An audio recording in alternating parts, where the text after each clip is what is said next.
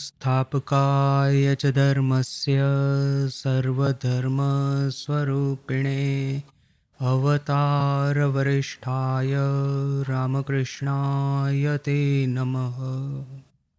श्री श्री रामकृष्ण कथामृत श्रीमद् द्वारा लिपिबद्ध 16 दिसंबर 1883 दोपहर को 4 बजे हैं।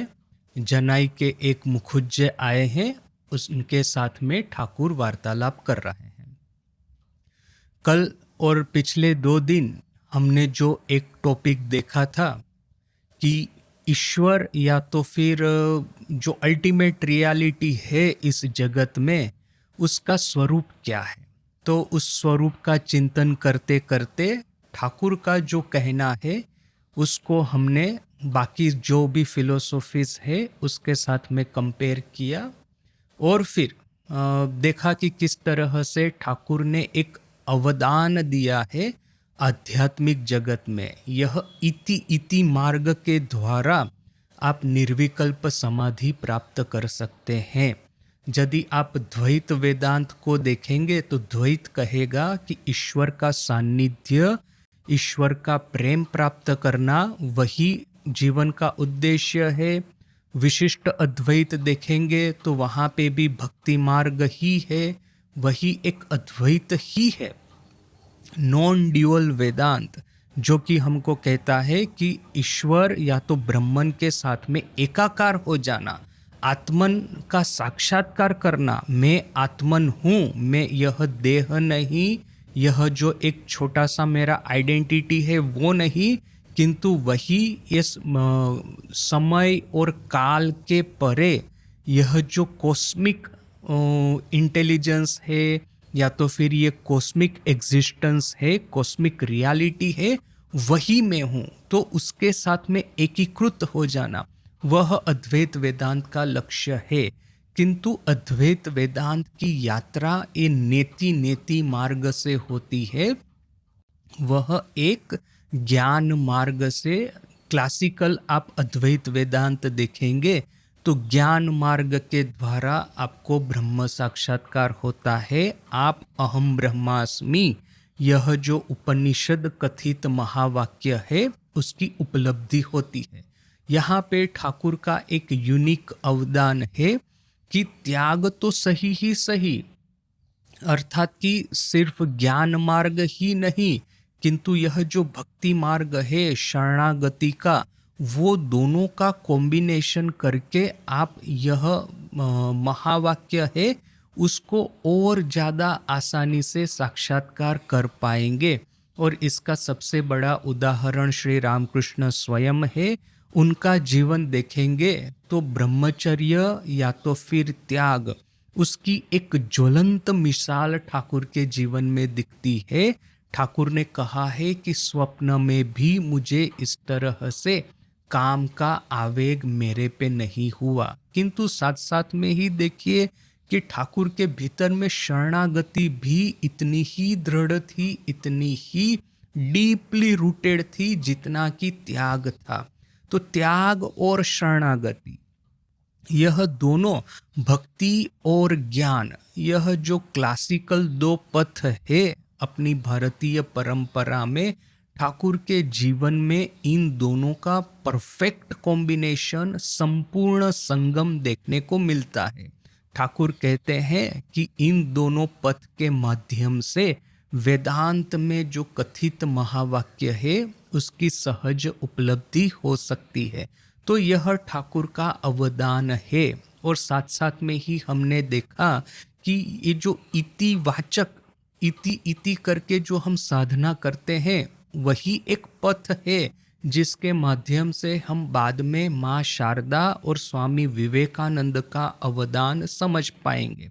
यदि हम नेति नेति मार्ग को अवलंबन करेंगे तो फिर स्वामी जी का जो शिव ज्ञाने जीव सेवा है वो कॉन्सेप्ट समझना मुश्किल हो जाता है। और माँ शारदा किस तरह से संसार में रही और फिर अपना ये जितना भी भाई है, भाई की पत्नी है पागली, और फिर उसकी लड़कियां हैं, उन सब की संभाल माँ कैसे रख सकती है। तो यह दोनों का जीवन का प्रॉपर आपको स्टडी करना है या प्रॉपरली एक फ्रेमवर्क के भीतर में समझना है, तो ठाकुर का यह इतिवाचक साधन मार्ग है, वही एकमात्र हमारे लिए कॉम्प्रिहेंसिव फ्रेमवर्क क्रिएट करता है। वरना तो ज्ञान मार्ग वाली जो फ्रेमवर्क है उसमें ना ही माँ का जीवन फिट होगा, ना ही स्वामी जी का होगा। और यदि हम सिर्फ भक्ति मार्ग वाली फ्रेमवर्क है उसको भी यदि देखेंगे तो ठाकुर का जो संपूर्ण त्याग है विषय वासनाओं के प्रति, वो यहाँ पे इतना प्रॉपरली रिफ्लेक्ट नहीं होगा। और of course again Swami ji का शिव ज्ञान जीव सेवा, वो भी वहाँ पे रिफ्लेक्ट नहीं होगा। तो यह सब कुछ हमने ऑलरेडी देख लिया, काफ़ी डिटेल में देखा है। वही एक लास्ट सेंटेंस फिर से रिपीट कर देते हैं इस पैसेज का, इस पैराग्राफ का। क्या कहते हैं ठाकुर? ब्रह्म निर्लिप्त है, वायु ते सुगंध दुर्गंध पावा जाए किंतु वायु निर्लिप्त। वायु जो है उसमें सुगंध और दुर्गंध मिलती है, किंतु वायु स्वयं निर्लिप्त है। यदि आप यह देखें, और ठाकुर का वो जो फेमस एक उदाहरण हमने देखा था, यह डिस्कस कर रहे थे कि आपने अग्नि प्रज्वलित किया है, होमाग्नि है या लकड़ी जला रहे हैं, तो लकड़ी जलाने से उसका धुआं जो है, तो आप देखेंगे कि दीवार के ऊपर में वो धुआं लग जाता है। बहुत सारे मंदिर में आप देखेंगे कि जहाँ पे वो होम होता है वहाँ पे उसकी छत जो है वो धुएं की वजह से काली हो जाती है। आपके घर में अभी तो आजकल चूल्हा नहीं जलता है, वरना तो पहले ये लकड़ी का या तो कोयले का चूल्हा जलता था। तो वहाँ पे भी आप देखेंगे कि जहाँ पे लकड़ी या कोयले का चूल्हा जल रहा है वहाँ की पास की दीवार जो है पूरी काली पड़ जाती है। तो ठाकुर कहते हैं कि लकड़ी जलाने से उसका जो धुआं है वो दीवार को काली कर सकता है, किंतु आकाश को काली मान नहीं लगती है। आकाश जितना शुभ्र नील वर्ण था इतना ही शुभ्र नील वर्ण ऐसा ही रहेगा। हाँ, मोमेंटरीली ऐसा होगा कि अभी वाइल्ड फायर लगा है, पूरे जंगल में आग लगी है तो काला काला धुआं आकाश में उठ रहा है, तो कुछ क्षण के लिए ऐसा लगेगा कि आकाश काला पड़ गया है। अभी ये जो कैलिफोर्निया में वाइल्ड फायर चला था तो उसके वीडियोस शायद आपने देखे होंगे, पूरा आकाश जो है काला पड़ गया है। जो कहाँ पे यदि ये वोल्केनिक इरप्शन होता है तो जहाँ पे वोल्केनिक इरप्शन होगा देखेंगे पूरा आकाश उसकी राख और उसकी धुआं से काला हो गया है, किंतु वो है मोमेंटरीली। अभी एक दिन, 2 दिन, 1 सप्ताह, 2 सप्ताह रहेगा और उसके बाद में जैसे ही धुआं चला जाएगा देखेंगे कि आकाश वैसे ही शुभ्र नील वर्ण का है। मान लीजिए कि ऐसा हमारे घर की दीवार के साथ में होता कि चलो आज आपने अग्नि प्रज्वलित किया है, लकड़ी जलाई है, तो दीवार अभी मोमेंटरीली काली पड़ गई है, किंतु यदि 2 दिन के बाद में रात को उठ करके देखेंगे तो वैसे की वैसी ही दीवार स्वच्छ ही है, जो भी काली माँ लगी थी चली गई है। यदि ऐसा होगा तो हमारी बहनों को कितना आनंद आएगा, ऑटोमेटिक क्लीनिंग करती है दीवार। तो किंतु अनफॉर्चुनेटली ऐसा है नहीं, दीवार के ऊपर में एक बार धुआं लगता है तो वैसे का वैसा ही चिपका रहता है। फिर आपको मेहनत करके धुआं को, इस काली माँ को हटाना होगा। जब वो गिरीश घोष का जो फेमस उदाहरण है, ठाकुर बार बार कहते हैं कि एक कटोरी में आपने यदि लहसुन रखा है, उसके बाद में लहसुन को निकाल करके कटोरी को जितना ही आप डिटर्जेंट पाउडर से धोते रहे वो कटोरी में से लहसुन की गंध जाएगी नहीं। तो गिरीश बेचारा थोड़ा सा चिंता में पड़ गया। ठाकुर क्या कहना चाहते थे कि एक बार आपने काम कांचन में अपने को डाल दिया है, उसके बाद में एक बार काम कांचन रूपी सेवन कर दिया है, उसके बाद में अपने चित्त के ऊपर में, अपने संस्कारों के ऊपर में उसकी इतनी भयावह छाप छूटेगी कि इस जन्म में आप चाहे जितनी ही तपस्या कीजिए वो इजीली जाने वाली नहीं है। तो फिर बेचारा गिरीश दुखी होकर के ठाकुर को पूछता है कि क्या महाशय ये बाटी में से लहसुन की गंध कभी नहीं जाएगी? तो ठाकुर समझ गए कि वो क्या कहना चाहता है। गिरीश ने तो बहुत सारा कुछ अगड़म बगड़म करके रखा था। तो फिर ठाकुर कहते हैं क्यों नहीं जाएगी, बाटी को, कटोरी को अग्नि में डालिए, जैसे ही अग्नि में डालेंगे, अग्नि में ये कटोरी तपेगी, वो फायर होगी, उसके बाद में देखेंगे कि लहसुन की गंध चली जाती है। तो ये तपस्या रूपी अग्नि जो है, इस अग्नि में प्रज्वलित करके काम कांचन की यह जो छाप है, काम क्रोध मद लोभ मोह जो षड रिपु है, उसने हमारे चित्त के ऊपर में जो संस्कार छोड़े हैं, तपस्या के माध्यम से आप उसको हटा सकते हैं।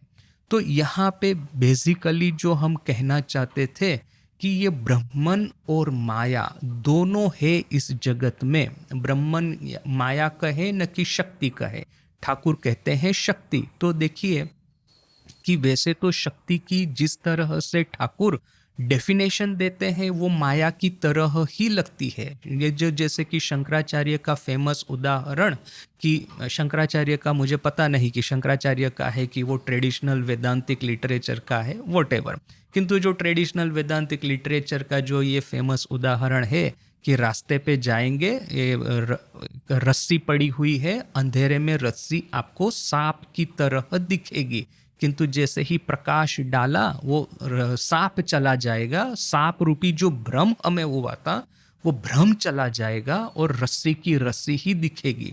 किंतु ऐसा कहने से क्या, एक बार हमने रस्सी के ऊपर में प्रकाश डाला, सांप तो अदृश्य हो ही गया, सांप रूपी जो भ्रम था वो तो अदृश्य हो ही गया, रस्सी ही रही है। तो रस्सी पे क्या सांप की कोई छाप छूट जाती है क्या? रस्सी पे ऐसा होता है कि सांप की तरह पूंछ बनी हुई है, सांप की तरह उसके दांत बने हुए हैं और स्पर्श करने को जाएंगे तो सांप की तरह हमको दसेगी? नहीं। रस्सी के भीतर में एक बार सांप रूपी सर्प रूपी अज्ञान या भ्रम चला जाता है तो जाने के बाद में वो भ्रम रस्सी के ऊपर में किसी भी तरह की छाप नहीं छोड़ता। जैसे कि आप मरुभूमि में जा रहे हैं, स्वामी जी को खुद को यह मिराज हुआ था, यह दृष्टि भ्रम हुआ था कि मरुभूमि में जा रहे हैं, प्यास लगी है, देखते हैं कि दूर में एक सुंदर तालाब है, तालाब के किनारे सुंदर पेड़ है। तो स्वामी जी सोचते हैं जाएंगे वहां पे, पानी पिएंगे, प्यास बुझाएंगे, प्यास को है जो कि संतुष्टि देंगे और फिर पेड़ की छांव में विश्राम करेंगे। तो जितना आगे जाते हैं उतना ही देखते हैं कि वहां पे वो ना ही वो पानी मिलता है ना ही वो पेड़ आता है। तब स्वामी जी समझे कि यह जो मिराज जो है जिसके बारे में मैंने सुना था वो इसी को कहते हैं मिराज, कि जो चीज नहीं है उसका भ्रम होगा। किंतु मान लीजिए कि जहाँ पे मिराज है, हमको पानी का भ्रम हुआ, वहां पे जाकर के हम एक बार खड़े रह गए तो पानी रूपी भ्रम तो दूर हो ही गया, हमको सिर्फ वो गर्म रेती ही मिलेगी सूरज में तपती हुई।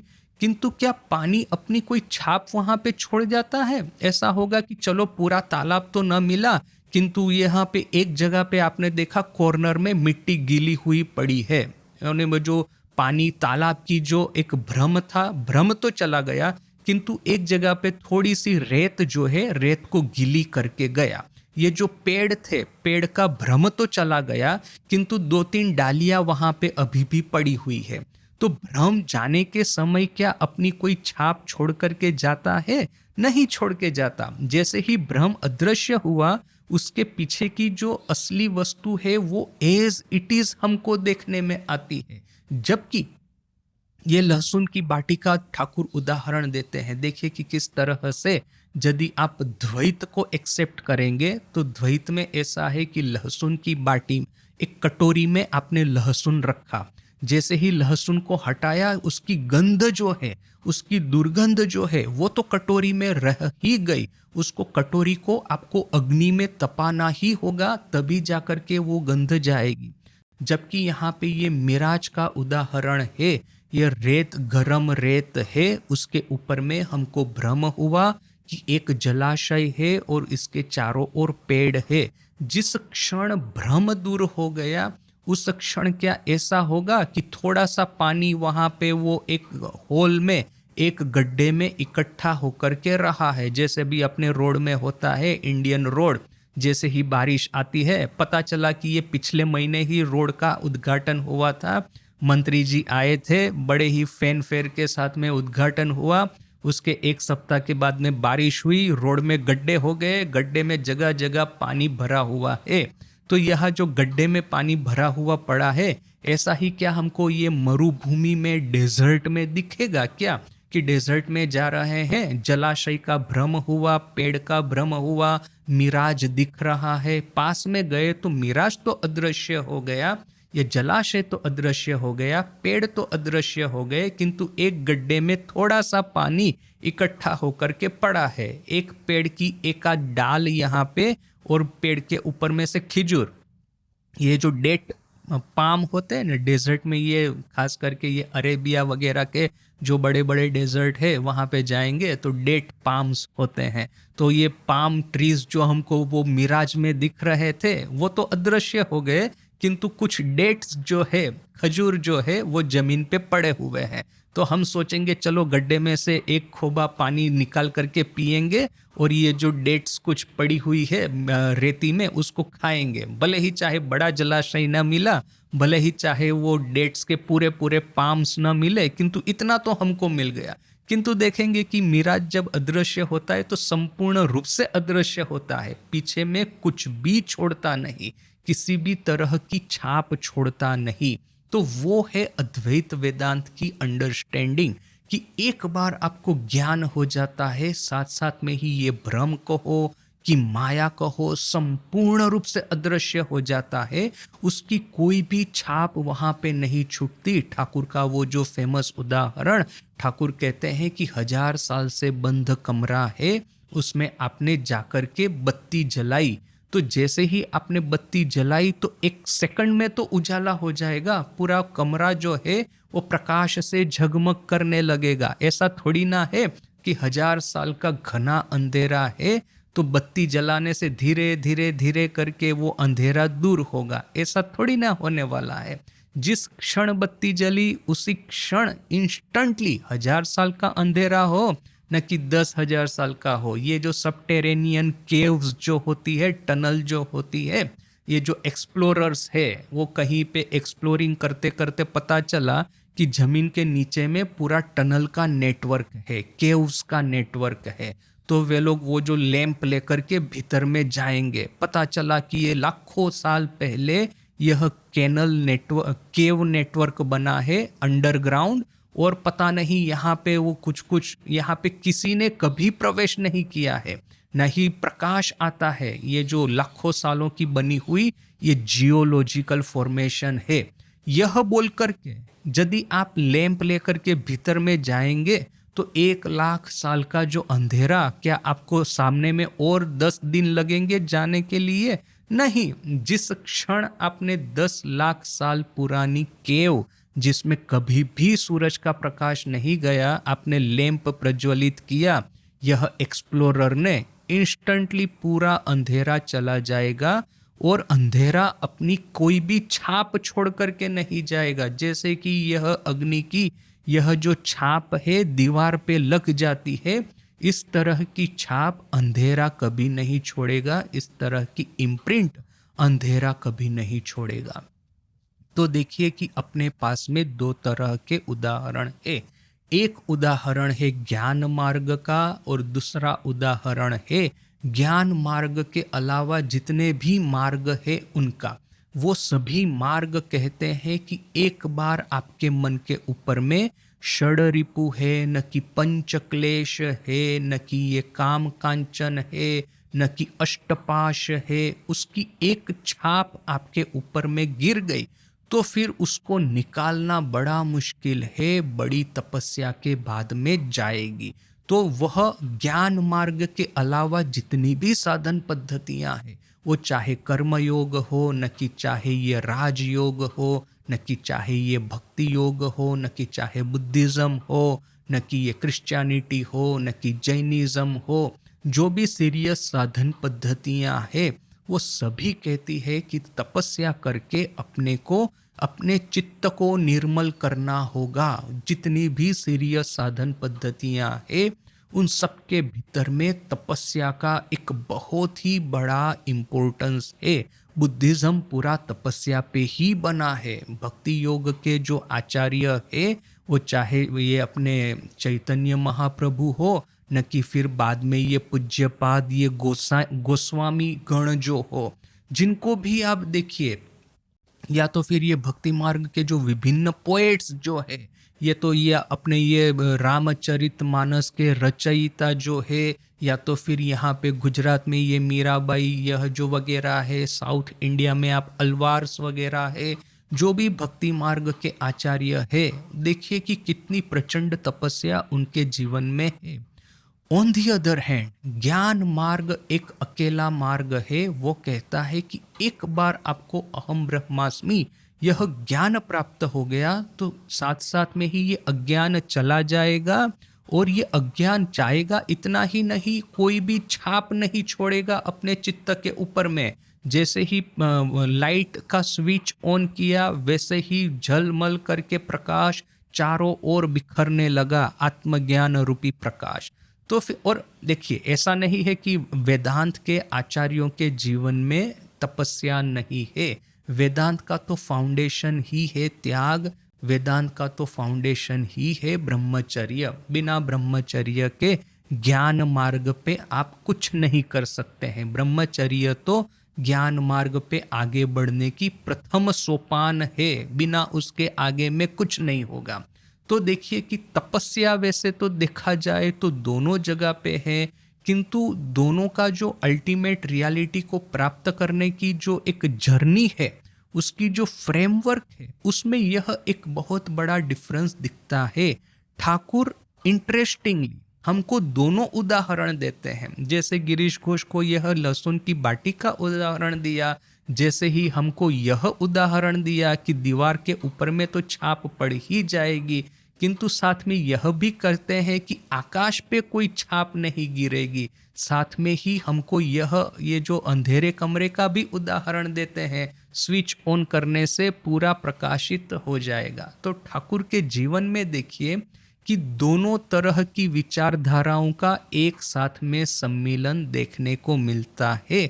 एक विचारधारा है कि तपस्या करके चित्त को निर्मल करना होगा, और उसके बाद में ईश्वर प्राप्ति करने के लिए शरणागति का आश्रय लेना होगा, भक्ति मार्ग का आश्रय लेना होगा। वो एक ट्रेडिशनल द्वैत मार्ग है, भक्ति मार्ग है। जबकि ये ज्ञान मार्ग है, कहता है कि एक बार आपने अपने मन के भीतर में यह ज्ञान ठीक बिठा दिया, महावाक्य स्मरण मनन निधिध्यासन करके ठीक बिठा दिया कि अहम ब्रह्मास्मि प्रज्ञानम ब्रह्म वगैरह जो 4 महावाक्य है, आपने उसको ठीक ठीक रूप से धारणा कर ली, साथ साथ में ही यह हजारों सूर्यों की तरह ज्योति प्रगटित होगी। जिस अंधेरे कमरे में हम बैठे हैं, उस अंधेरे कमरे में से अंधेरा साथ साथ में ही अदृश्य हो जाएगा। तो वह ज्ञान मार्ग है, यह भक्ति मार्ग है। ठाकुर के जीवन में ज्ञान मार्ग और भक्ति मार्ग दोनों का एक अद्भुत समन्वय देखने को मिलता है। ज्ञान मार्ग के माध्यम से ठाकुर ने यह महावाक्य है तोतापुरी से श्रवण किए थे, और भक्ति मार्ग का ठाकुर ने शक्ति मंत्र ग्रहण किया था। वो केनाराम भट्टाचार्य उनके प्रथम गुरु। तो वो हम बात कभी कभी भूल जाते हैं कि सर्वप्रथम तो माँ का ही मंत्र लेकर के हृदय की आवेग पूर्वक, हृदय की यह उत्कंठा से उन्होंने माँ को पुकारा था और माँ ने दर्शन दिया था। And again second interesting fact कि जब माँ ने दर्शन दिया ठाकुर को, प्रथम दर्शन का वो जो विवरण लीला प्रसंग में पढ़ते हैं, तो शरत महाराज हमको एक आश्चर्यजनक बात कहते हैं कि यह जैसे ही ठाकुर ने एक खड्ग माँ के हाथ में से उठा करके अपने गले में डालने का प्रयास किया, गला काटने का प्रयास किया, साथ साथ में ही देखा चारों ओर से प्रकाश की किरणें एक वेव्स तरंग की तरह, समुंदर की तरंगों की लहरों की तरह आकर के उन पे टूट पड़ी, और वो प्रकाश के समुंदर में जैसे कि निमग्न हो गए, और उनका बाह्य ज्ञान है वो अदृश्य हो गया। तो यहाँ पे शरत महाराज लिखते हैं कि क्या माँ काली ने ठाकुर को निराकार रूप में आकर के दर्शन दिया था क्या? यानी कि भले ही चाहे ठाकुर वैसे साकार उपासना कर रहे हैं, भले ही चाहे ठाकुर भक्ति मार्ग की साधना कर रहे हैं, प्रथम दर्शन ही ज्ञान मार्ग का वो जो निर्विकार निर्विकल्प ब्रह्मन जो है उसका हुआ था। प्रथम साक्षात्कार ही वही हुआ था। बाद बाद में तो ये दर्शन की परंपरा चलना शुरू हुआ। तो दैट इज हाउ इंटरेस्टिंग कि भक्ति मार्ग और ज्ञान मार्ग कितना क्लोजली वोवन है ठाकुर के जीवन में। आप एनालिसिस करके इन दोनों को कभी भी सेपरेट नहीं कर पाएंगे। यह संपूर्ण रूप से एक दूसरे के साथ में मिला हुआ है। तो वो साधन पद्धति के बारे में हो गया, दूसरा की वर्ल्ड व्यू के बारे में, ओवरऑल फिलोसॉफी के बारे में। क्लासिकल ज्ञान योग को फॉलो करके पता चलेगा कि पहले तो जगत मिथ्या है, उसके बाद में निर्विकल्प समाधि ब्रह्म साक्षात्कार, और उसके बाद का स्टेज है जगत ही ब्रह्मन है, ब्रह्मन ही जगत है। उस दोनों में कोई डिफरेंस नहीं है। तो वो एक क्लासिकल ट्रेजेक्टरी चलता है। जबकि ठाकुर के जीवन में यह आपको त्याग तो अवश्य करना है, कामना वासनाओं का, जगत के साथ में अपना जो रिलेशन है उसको आपको सुसंस्कृत करना है, किंतु जगत मिथ्या है बोल करके उसको उड़ा नहीं देना है। वही ब्रह्मन ही जगत हुआ है। वह अनुभूति जो कि हमको ब्रह्म साक्षात्कार के बाद में जो प्राप्त होती थी, इसको यहाँ पे स्टार्टिंग में ही टेकन फॉर ग्रांटेड ले लेना है। स्टार्टिंग में ही आपका जो कैलकुलेशन है उसमें बिठा देना है। और ज्ञान मार्ग में ऐसा क्यों नहीं है? क्योंकि ज्ञान मार्ग का फाउंडेशन है ब्रह्मचर्य। यदि आप यह कहेंगे कि ब्रह्म, ये जगत जो है वो भी उसी के भीतर में वही ब्रह्मन है, जैसे कि मेरी पत्नी है या जो इतनी सुंदर स्त्रियां हैं, पुरुषों के लिए स्त्री और स्त्री के लिए पुरुष, तो यह जो अपोजिट जो वो व्यक्ति है अपना, उसके भीतर में यदि ब्रह्मन है ऐसा मैं पहले से ही मान लूं, तो फिर प्रश्न होगा कि इनके साथ में काम संबंध बांधने में बुराई क्या है। और इस तरह का थिंकिंग हमको ये तंत्र साधना में देखने को मिलता है। वीराचार साधना या वीर भाव की साधना, जिसमें कि ईश्वरी के साथ में ऐसा सोच करके इस तरह के संबंध बांधे जाते हैं कोई स्त्री के साथ में। तो वैष्णव तंत्र यह जो है, हमने वो कर्ता भजा है, वैष्णव तंत्र है, इन सब के उदाहरण हमने कथामृत में देखे हैं। ठाकुर इन सब के बारे में चर्चा करते हैं और ठाकुर हमको सावधान कर देते हैं कि इस तरह की साधनाएं महाभयानक है। तो बोल करके ही, और हमको ये भी पता है कि शंकराचार्य ने जब अपना दिग्विजय पर्व प्रारंभ किया था, उन्होंने ये बुद्धिज्म की अवनति के बाद में भारत में प्रवेशी हुई तंत्र साधनाएं और तंत्र साधनाओं के भीतर में प्रवेश हुए दुराचार को स्पष्ट रूप से देखा था। स्त्री और पुरुष काम का संबंध बना करके साधना करना चाहते हैं।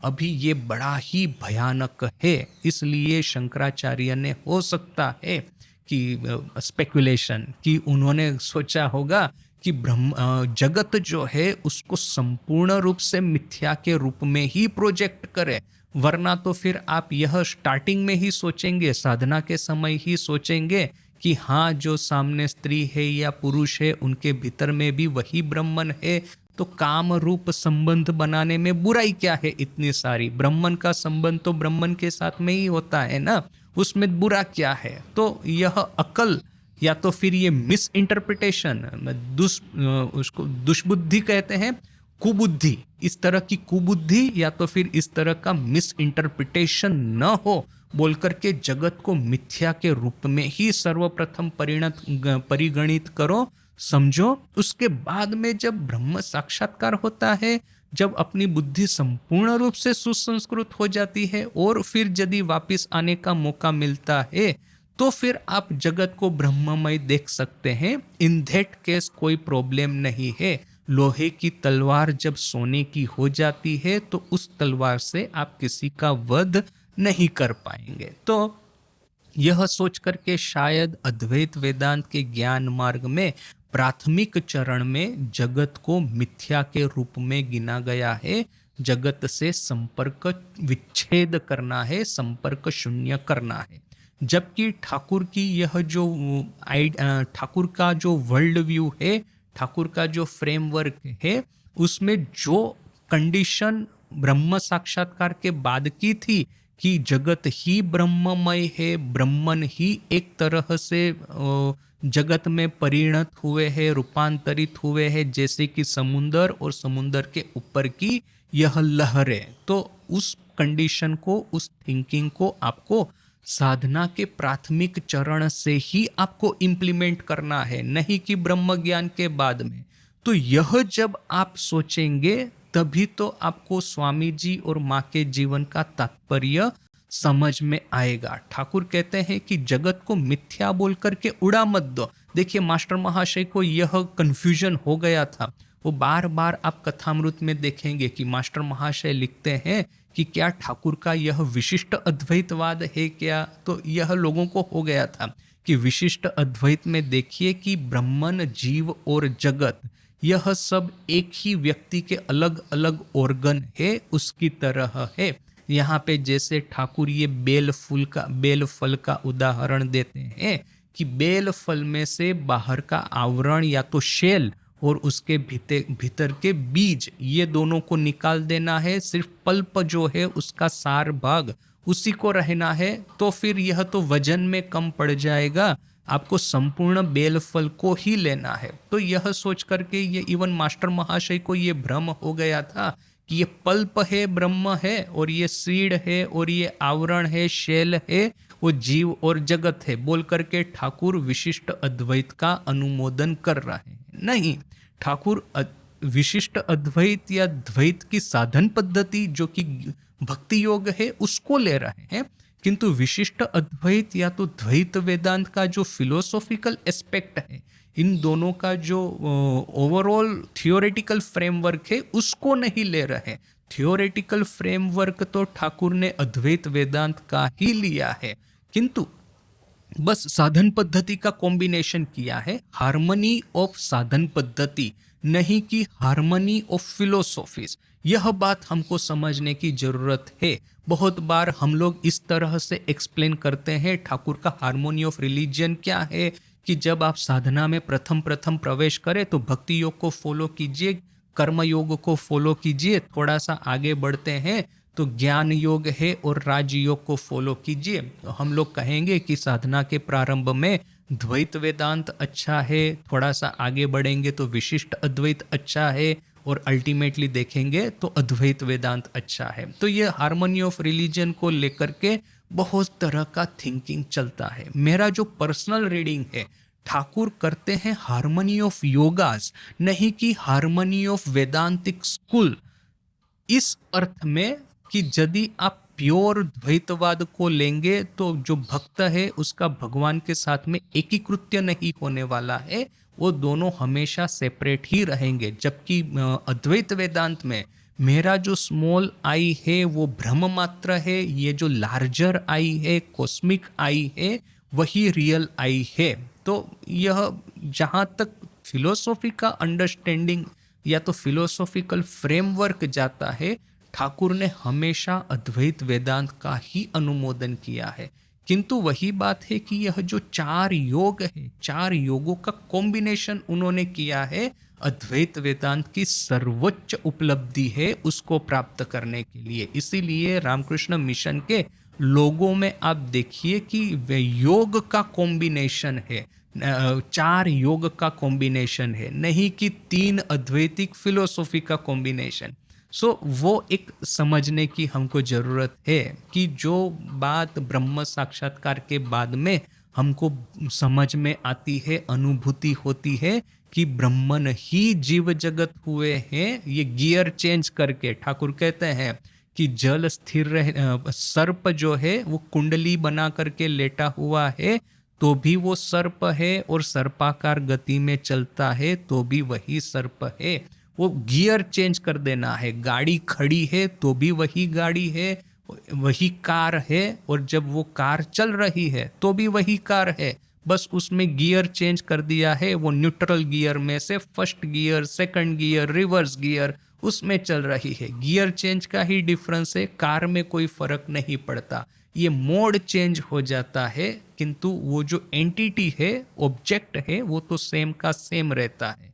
तो यहाँ पे यह अद्वैत वेदांत ही है। बस वही बात है कि साधन पद्धतियों का समन्वय हुआ है अद्वैत वेदांत की अम्ब्रेला के नीचे में, और दूसरा कि अद्वैत वेदांत की जो क्लासिकल फ्रेमवर्क थी कि नेति नेति निर्विकल्प समाधि इति इति, तो उसमें ठाकुर ने पहले से ही इति इति निर्विकल्प समाधि अगेन इति इति, वो इति इति वाला ही ठाकुर ने रखा है। फिलोसॉफी का जहां तक प्रश्न है कि ये जीव जगत ही ब्रह्मन हुए हैं और हमको इनके साथ में रिलेशन चेंज कर देना है। ये जनसाधारण को देखते हैं तो उनका शोषण नहीं करना है, उनको सहाय करनी है, उनको मिथ्या बोल करके उड़ा नहीं देना है, ना ही उनका शोषण करना है, उनको सहाय करनी है। अपने सामने कोई स्त्री आ जाती है या स्त्री के सामने पुरुष आ जाता है तो उसको मिथ्या बोल करके उड़ा नहीं देना है, उसके साथ में काम भाव का संबंध नहीं बनाना है, किंतु उसके साथ में जो रिलेशन है उसको ट्रांसफॉर्म कर देना है। उसके साथ में यदि हो सके तो अल्प सहाय करनी है या तो फिर उनसे उपेक्षा करनी है। तो देखिए कि जगत के साथ में अपना रिलेशन चेंज करने को ठाकुर कह रहे हैं, नहीं कि जगत को मिथ्या बोल करके उड़ा देने का। और ऑब्वियसली जो अब जैसे कि चैतन्य महाप्रभु ने यह जो नित्यानंद थे उनको विवाह करने को कहा, तो अभी ठाकुर, हालांकि ठाकुर के गृही तो संतान थे ही थे, किंतु ठाकुर ने अपने जो प्रधान शिष्य है स्वामी विवेकानंद, उनको तो त्याग का ही संदेश दिया है। अर्थात कि ठाकुर की यह जो समन्वयमयी जो फिलोसॉफी है उसमें एक और त्याग का पूर्ण प्राधान्य है, जो कि आपको क्लासिकल ज्ञान मार्ग में दिखती है। साथ में ही शरणागति का इक्वल प्राधान्य है, जो कि हमको क्लासिकल भक्ति योग में दिखता है। और यह ज्ञान मार्ग और भक्ति मार्ग का समन्वय हमको निर्विकल्प समाधि की ओर लेके जाएगा, जो कि अद्वैत वेदांत का यह कंट्रीब्यूशन है, अद्वैत वेदांत का फ्रेमवर्क में से आता है। और साथ साथ में ही ये साधना करने के समय जो अपना वर्ल्ड व्यू रखना है, वो वर्ल्ड व्यू है, वो साधना की सिद्धि प्राप्त करके इति इति करके वापिस आते हैं, वो वाला वर्ल्ड व्यू। तो देखिए कि कितना यह एक डिलीशियस कॉम्बिनेशन है, कि कितना ये हमको एक डिलीशियस या एक तरह का ये दिखने को मिलता है, समन्वय देखने को मिलता है श्री रामकृष्ण के जीवन में और श्री रामकृष्ण की साधन पद्धति में। और इसीलिए बहुत सारे प्रयास हुए हैं कि ठाकुर को आप कौन सी क्लासिकल स्ट्रीम में डालना चाहेंगे। वैसे तो ऑफिशियली हम लोग कहते हैं कि अद्वैत वेदांत, वरना तो फिर कोई कहेगा, जैसे मास्टर महाशय थे वो कहते थे विशिष्ट अद्वैत। कोई कोई होंगे कहेंगे कि ठाकुर तो भक्त थे, कोई कहेंगे कि ठाकुर तो शाक्त थे। ठाकुर खुद कहते हैं कि वो ब्राह्म समाज वाले आते हैं तो कहते हैं यह तो हमारे ही मत के हैं। क्यों? क्योंकि ठाकुर के सामने जो आता था उनके मत के ठाकुर हो जाते थे और उनके मत के अनुसार उनके साथ में वार्तालाप करते थे। किंतु साथ में यह भी कहते थे कि ऐसा मत सोचो कि मेरा ही मत सही है और अन्य का मत गलत है, उदार दृष्टि रखो। यह बात ठाकुर उनको कहते थे। मास्टर महाशय है, मास्टर महाशय को शुरू में ठाकुर ने पूछा था कि तुमको साकार लगता है अच्छा लगता है कि निराकार अच्छा लगता है। तो मास्टर महाशय ने कहा फिलहाल तो मुझे निराकार ही अच्छा लगता है। तो ठाकुर ने उनको ऐसा नहीं कहा जोर करके कि तुम साकार में आओ ही आओ। ठाकुर ने कहा अच्छा, जिस मार्ग पे तुम्हारी निष्ठा है उस मार्ग को तुम अच्छे से निष्ठापूर्वक पकड़ करके रखो, उसी में सिद्धि प्राप्त करने का प्रयास करो। तो यह ठाकुर को हम समझने को जाएंगे ट्रेडिशनल फ्रेमवर्क के भीतर में तो बहुत सारे कॉन्ट्राडिक्शन खड़े होंगे। और फिर दूसरा एक प्रश्न आता है कि हम लोग ठाकुर को अपनी समझ के अनुसार समझ करके एक नया फ्रेमवर्क क्रिएट करने को जाएंगे। जैसे कि अभी आजकल प्रयास हुए हैं कि ठाकुर, मेरी दृष्टि के अनुसार ठाकुर का यह मत है, एक नया मत में खड़ा कर रहा हूँ, इस नए मत के भीतर में मैं ठाकुर को बिठा रहा हूँ। तो ठाकुर ने स्पष्ट कहा है कि जब ये ब्राह्मण समाजियों के बारे में कि ये जितने भी सेक्ट है आएंगे जाएंगे, किंतु वही हिंदू सनातन धर्म ही टिका रहेगा। यानी कि क्लासिकल फ्रेमवर्क में ठाकुर को बिठाना मुश्किल है तो एक नया मन घड़ंत फ्रेमवर्क क्रिएट करके उसके भीतर में यदि ठाकुर को बिठाने का प्रयास किया तो वो फ्रेमवर्क भी टिकेगा नहीं। उस फ्रेमवर्क के जो प्रचारक है वो जितने दिन प्रचार करेंगे उतना ही दिन और उन्हीं के ऑडियंस तक ही ये टिकेगा, इसके आगे नहीं टिकेगा। तो ठाकुर का यह जो बहुरूपिया भाव है, इतने मल्टीपल एस्पेक्ट है, हीरा जो होता है, जो बहुत ही अच्छे से हीरे को वो आपको ये किया गया है, उसको यह पॉलिश किया गया है, तो थाउजेंड्स आफ्टर थाउजेंड्स फेसेट्स आपको इस हीरे के दिखेंगे। जैसे जैसे आप हीरे को ऐसा ऐसा करके घुमाते जाएंगे, एक अलग अलग कलर है, अलग अलग ये रिफ्लेक्शन है, अलग अलग शेड्स है, देखने को मिलेंगे। So Thakur is also like that 1000 faceted diamond. हम जितना एनालिसिस करते जाएंगे इतना ही हमको लगेगा कि अरे ये अभी यहाँ पे तो हमको अभी ये पैसेज के भीतर में हमने जो एनालिसिस किया वो ठीक बैठ जाता है। इसके बाद के पैसेज में ठाकुर ऐसा एक गुगली मारते हैं कि वो जो पहले वाला पूरा एनालिसिस हवा में मिल जाता है और अभी एक नया फ्रेमवर्क यहाँ पे क्रिएट करना पड़ेगा। सो कंटिन्यूअसली ठाकुर को पढ़ने से ऐसा लगेगा। और यदि साथ साथ में ही आपने माँ और स्वामी जी को लेके आए तो फिर पूरा मामला गड़बड़ हो जाता है। ठाकुर, माँ, स्वामी जी, कोई भी फ्रेमवर्क आप क्रिएट कीजिए, उसका प्री कंडीशन है कि ठाकुर, माँ, स्वामी जी तीनों को उसके भीतर में आपको समावेश करना होगा। यदि आप ये कहेंगे कि हाँ मैं कहता हूँ कि ठाकुर का ये मत है, उसके बाद में यदि किसी ने आपको प्रश्न किया कि माँ ने एक पत्र लिखा है, माँ ने पत्र में स्पष्ट लिखा है ठाकुर भी अद्वैत थे, तुम भी अद्वैती हो, तो इस बात को तुम तुम्हारी फ्रेमवर्क में कैसे फिट बिठाओगे? और यदि सामने ऐसा प्रश्न का उत्तर, इस प्रश्न का उत्तर ऐसा यदि मिलता है कि माँ को तो वेदांत समझ में नहीं आता था, माँ को तो फिलोसॉफी नहीं समझ में आती थी, अर्थात कि माँ जो कहती है उसको सीरियसली लेने की जरूरत नहीं, ऐसा रिप्लाई मुझे लिटरली एक साधु के माध्यम से मिला है। तो फिर मैंने सोचा कि वो जो फिलोसॉफी बना रहा है वो किसी काम की नहीं है, वो क्यूरियोसिटी की तरह कुछ दिन रहेगी और फिर बाद में अदृश्य हो जाएगी। और फिर स्वामी जी का शिव ज्ञान जीव सेवा, इस बात को आप कैसे आप फिट बिठाएंगे? बहुत सारे वेदांती जो है वो कर्मयोग को पूरा स्कर्ट ही कर देते हैं, उसके बारे में बात ही नहीं करते, उसके बारे में सोचते ही नहीं है। और इनको यदि आप कर्मयोग करने को कहेंगे कि जाओ ट्राइबल एरिया में 3-4 साल बिता करके आओ, गांव में जाना प्रतिदिन और गांव वासियों को जो भी सहाय चाहिए सहाय करना, तो इन लोगों को बेचारे को बुखार आ जाएगा। इतना सीरियसली कर्मयोग के प्रति उनका यह एक तरह का प्रेजुडाइज रहता है।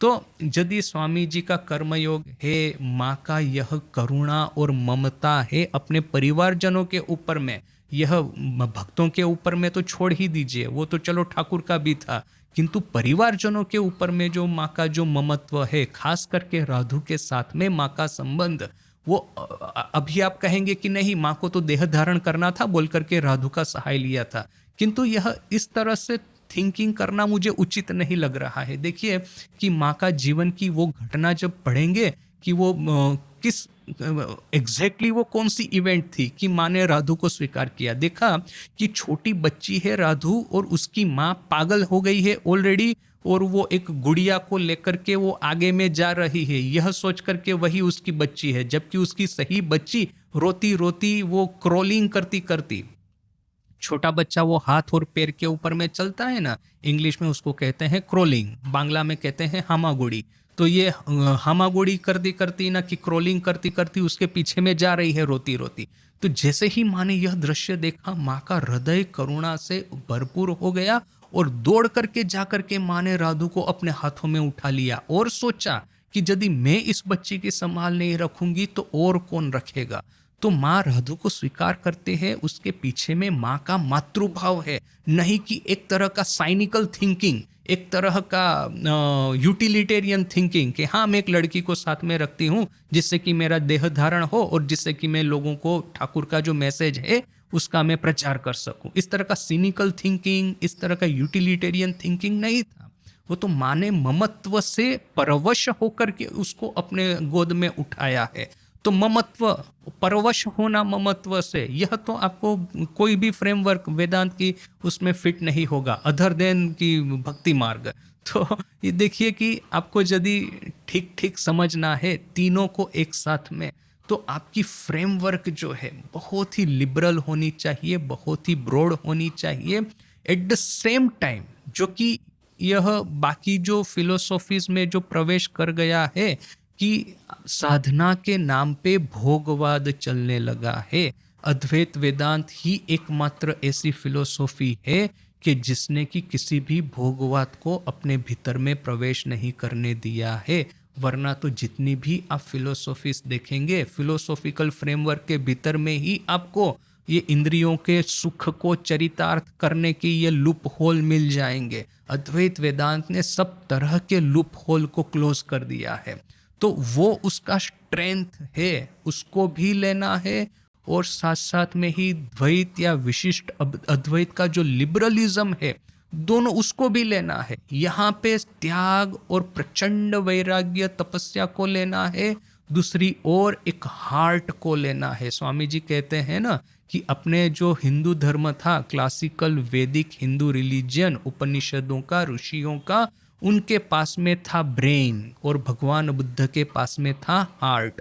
ये हार्ट और ब्रेन का कॉम्बिनेशन करके ही श्री रामकृष्ण देव का जो धर्म है, श्री रामकृष्ण देव का जो जीवन और उपदेश है, उसको समझना है। ये कॉम्बिनेशन, ये जो ब्रेन सिर्फ था, हार्ट नहीं था, बोल करके वो जो क्लासिकल वैदिक सिविलाइजेशन का पतन हुआ।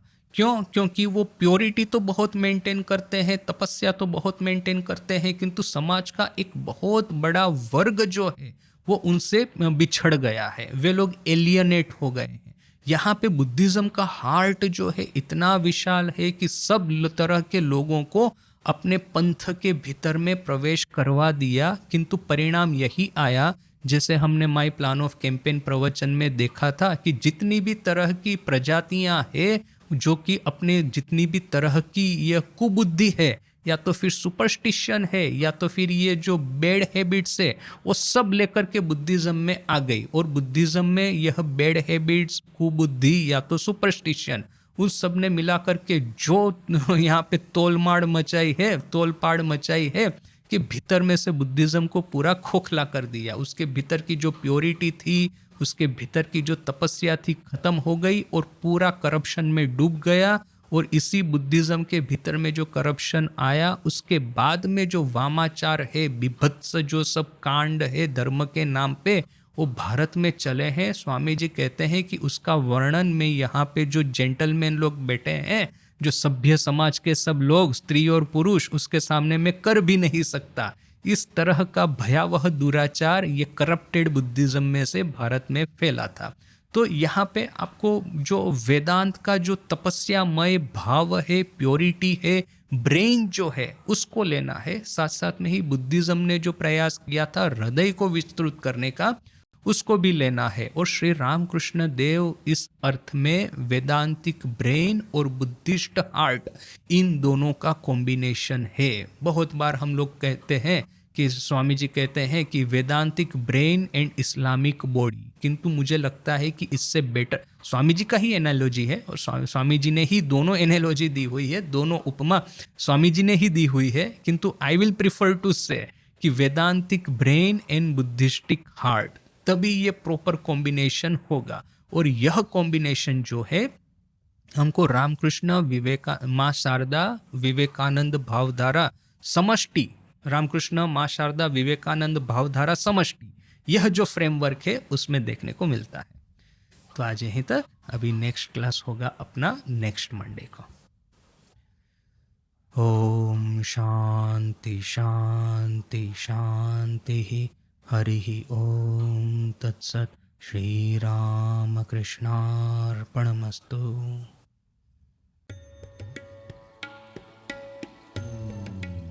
वो आबू रोड जंक्शन पे मुलाकात हुई थी, स्वामी जी प्रव्रज्या करते करते वहाँ पे गए थे, और ये राजा महाराज और तुरानंद जी ने उनको पकड़ लिया था वहाँ रास्ते में, अमेरिका जाने के पहले की। तो बात हो रही है, तो स्वामी जी कहते हैं मुझे पता नहीं कि अनुभूति कितनी हुई, किंतु हार्ट मेरा बड़ा विशाल हो गया है। सो ये वेरी गुड एग्जाम्पल।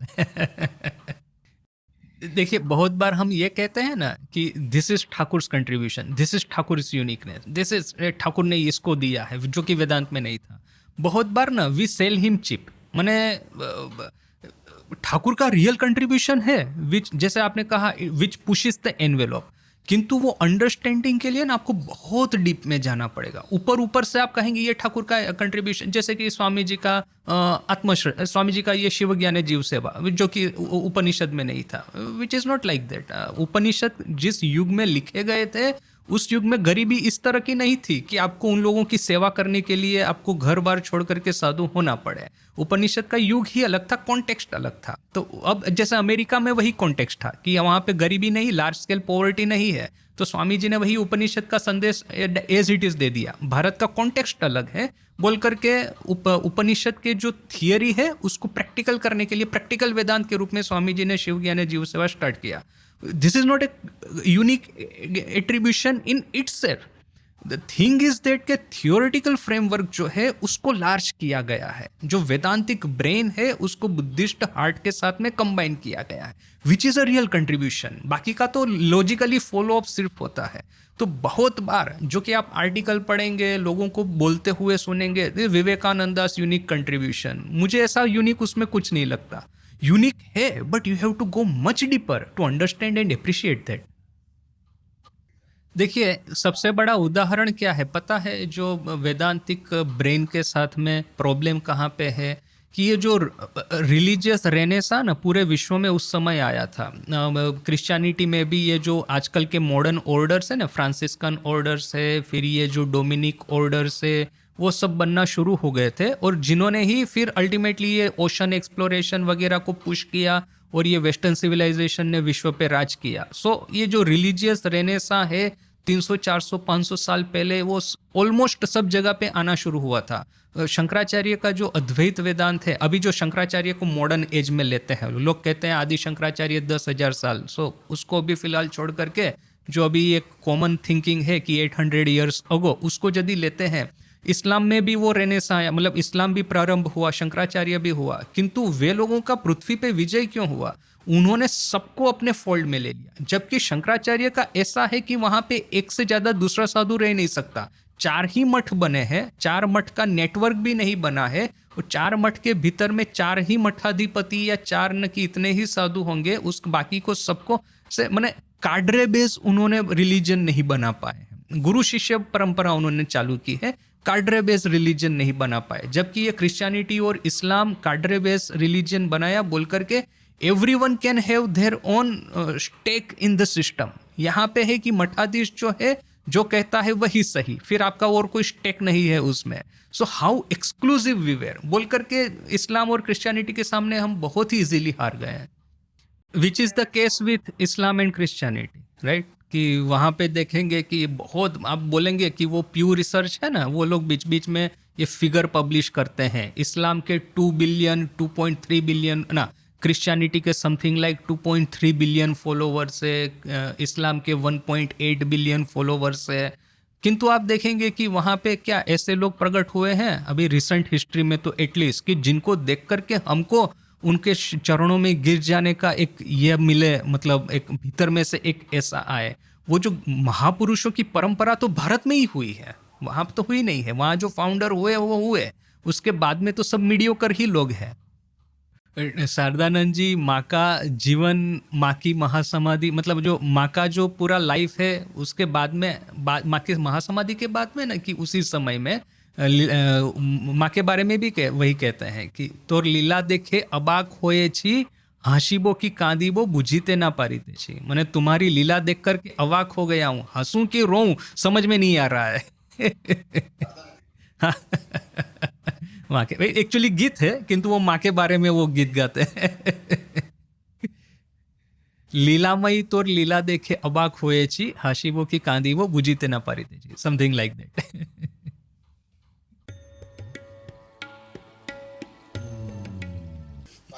एक टीपा भी बूंद नहीं, एक बूंद भी पानी नहीं निकलता।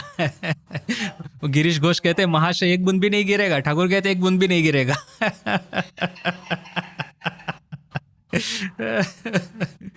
देखिए ठाकुर को जब कैंसर हुआ तो वो 2 डिवीजन हो गए, बहिरंग और अंतरंग। बहिरंग सोचते हैं कि ठाकुर अपने को ही नहीं ट्रीट कर पाते हैं, हमारा भवरोग कैसे वो ठीक करेंगे, और दूसरे थे कि वो ठाकुर को रोग हुआ है, अवतार है किंतु देह धारण किया है, तो देह के धर्म भी उनको लगे हैं बोल करके अपना सेल्वेशन को फिलहाल भूल जाओ, ठाकुर की सेवा के लिए जीवन लगा दो।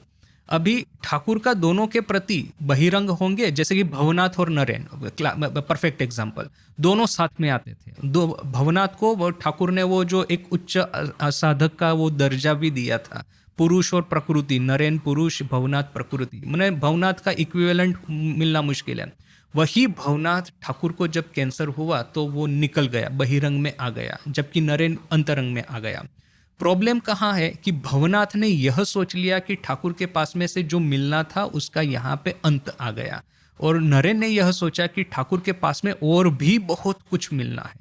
तो ठाकुर पे श्रद्धा उनको कितनी थी, दैट इज द मैटर। ऐसा नहीं है कि ठाकुर ने उसको कम प्रेम किया है या उसको भगा दिया है, इसको ज्यादा प्रेम करके रख लिया है, अपनी श्रद्धा का प्रश्न है। सो यहाँ पे भी यदि मैं यह सोचता हूँ कि मेरे संस्कार निकलने में अभी सालों सालों लगेंगे तो मैं वहीं पे पड़ा रहूंगा, किंतु इस बात पे मुझे भरोसा हो जाए कि ना ठाकुर का नाम लिया है फिर मुझे डर किस बात का है, ठाकुर का नाम लिया है फिर इसी जन्म में मुक्ति होगी, और क्या कहाँ का प्रश्न है, वो श्रद्धा यदि प्रकट होगी। इसलिए तो स्वामी जी कहते हैं ना, आत्मश्रद्धा मूल है, नहीं कि आप 1000 तरह की साधना कर ले। जिस क्षण आत्मश्रद्धा का उदय हुआ, देखिए कि दिया जल गया।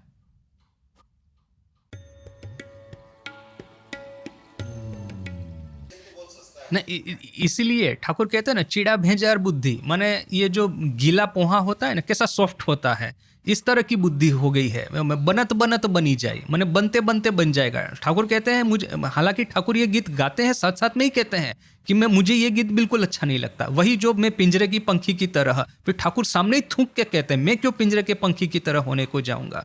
यानी कि शरणागति का एक मार्ग है, ठाकुर उसको अपनाते हैं, साथ में ही उसकी लिमिटेशंस बता देते हैं। और फिर वही उदाहरण कि ठाकुर गुस्सा करके, जैसे कि भाव में किसी के साथ वार्तालाप कर रहे हैं, गुस्सा करके कहते हैं तू यामार की करे नहीं, और फिर मास्टर महाशय उसका इंटरप्रिटेशन देते हैं, क्या माया ठाकुर को टेम्प्ट करने के लिए आई थी और ठाकुर ने क्रोध करके कहा कि तुम मेरा क्या बिगाड़ लोगी। देखिए रुद्र स्वरूप है, प्रकट करना होगा। हम सोचते क्या है कि आध्यात्मिक जीवन में प्रवेश किए तो अभी सौम्य होकर रहना है, तो सौम्य जगत के साथ में रहना है। टेम्पटेशन आता है, रुद्र स्वरूप प्रकट करना होगा। ये इवल, ये जो कॉन्सेप्ट ऑफ रुद्र काली, ये क्यों अपने हिंदू धर्म में है? वो एक तो है कि प्रकृति का भयावह रूप है, वो भी है, और हमको भी ये रुद्र स्वरूप धारण करने का कैपेसिटी होना चाहिए। जब टेम्पटेशन आता है, हम लोग बिल्कुल शरणागत होकर के पैर में गिर जाते हैं, या शरणागति कभी काम करेगी कभी नहीं करेगी, तो क्यों नहीं साथ साथ में ये रुद्र स्वरूप को भी डेवलप करें, आइधर और दोनों को अजमाए, जो काम करेगा वो करेगा।